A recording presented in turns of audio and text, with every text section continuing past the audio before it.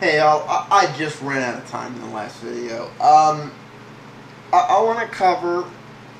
Again, I'm not singling this guy out. They've made a lot of good comments on my past videos. They've contributed a lot to the channel.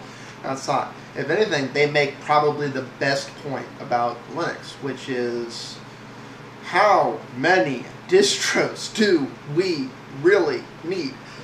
I tend not to look on the fact that there are hundreds of Linux distros, possibly more, as a bad thing. More as how Linux grows and adapts and changes.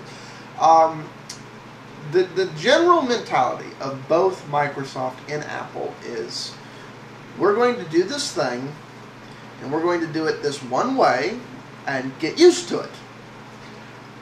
In open source, and really so in Linux, you have two people. Person A wants to do it way A, person B wants to do it way B. Rather than pick one over the other, both get done. Sometimes in the same distro, sometimes both can't be done in the same distro, so separate distros get created, when it's forks. Both ways get done, the end user decides which one they want to use. Let's go to linux.org and let's look at this. Let's see what we start getting.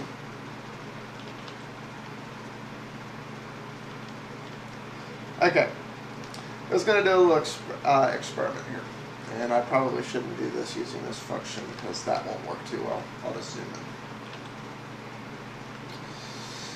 in. Okay, right now I've selected all Linux distros known to linux.org, and I got 455.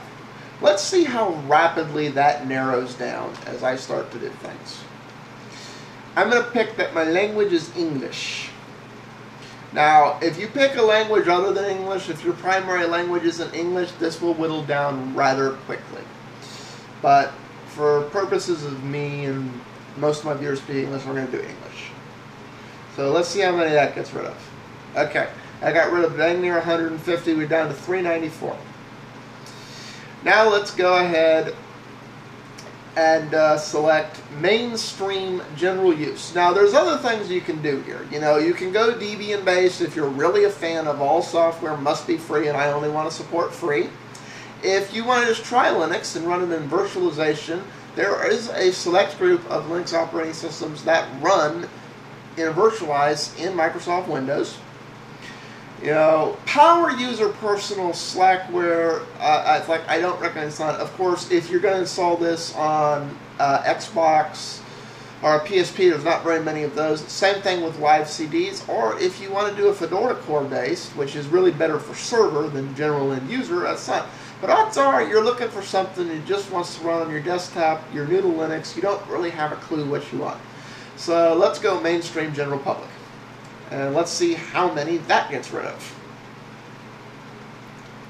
Okay, we got rid of another 2/3. We're down to 119. Now I'm going to uncheck a box. I have checked include unmaintained, so we actually had a general idea for how many active or semi-active Linux distros are out there. Now let's uncheck that so that it's only distros that are actively being developed and worked on as of today, which means they have an active community on, they're actively producing, they're actively moving forward. We've got rid of half. Now we're down to just under 60, 57. Now I can narrow this based on platform. Well, I'm not running a mainframe, I'm not running M68. Your two main things you're going to choose here are 64. If I choose 64, I'm going to have a handful of distros. I'll have 7. If I choose Intel compatible, that's saying I have Intel,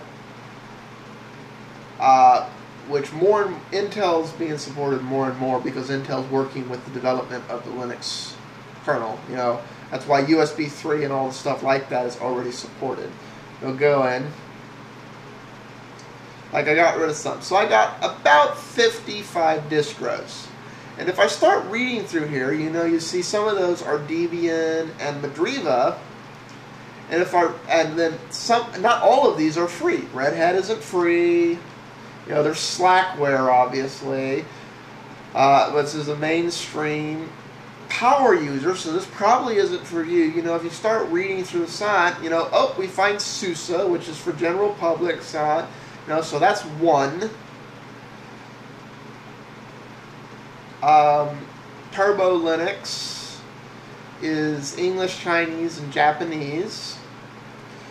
So that's maybe two.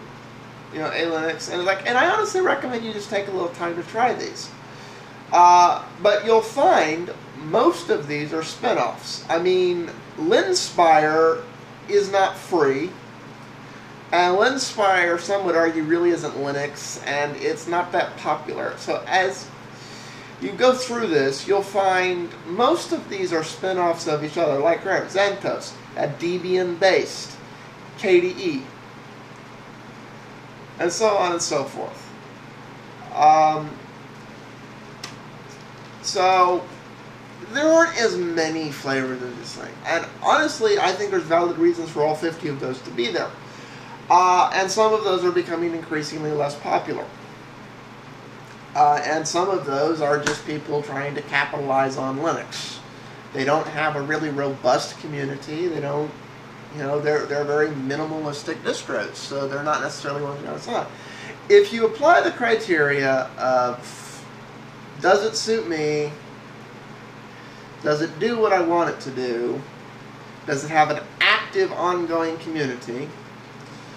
And then you add on top of that, is this free, or is the only thing I'm paying for support? There's less than 20. And I'd argue less than 10 that are really, really, really truly active and large enough that they have enough overall support to really be what you'd want to use for your main distro. So what this person is suggesting happening, I think is going to happen over the next decade. But I don't want to discourage splintering in the creation of distros, because it's anyone's guess which ideas are the ones that are ultimately going to be the ones that are the standard on which people want to agree. I have my obvious preferences, and here I am in videos debating with somebody who has obviously different preferences. And at the end of the day, I think the best thing for the end user would be if all of the various groupings of those preferences made it through to the end, and at the end of the day, it wasn't, well, I'm using this Linux, the one Linux, but depending on what type of user you are and what you look for a computer, in a computer, you're using the particular flavor that makes the most sense to you. I think that's Linux's greatest advantage and strength, and I don't want to see that go away. It's like, I don't want Linux to unite under one banner. I want it to stay fractured and splinter, so that way all the ideas get explored and all the different ways of doing things get done.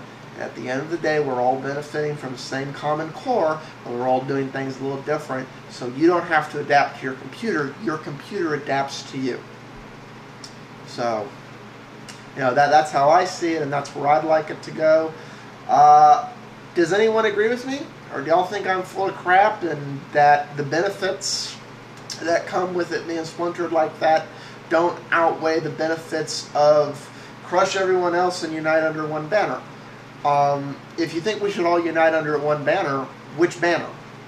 Who has it right? Which distro has it right for 99% of the end user? Because I don't think there's any distro that has that right, and I don't think there ever will be.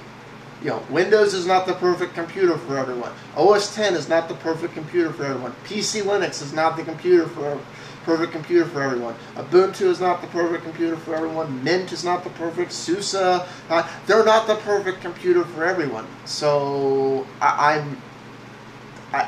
think we should have them on. I know you said a handful, but when you start picking and choosing, that's not something. Again, I'm not singling out, I'm not something. I think you make a perfectly valid point. I'm just playing devil's advocate and arguing the other side of it, where some of the best things of Linux have come out of it through the fact that it continues to fork and just try new things, even if they don't necessarily make sense. And some of them turned out to be pretty darn damn good. And we all benefited from it at the end of the day because it got republished as open source and other distros incorporated it.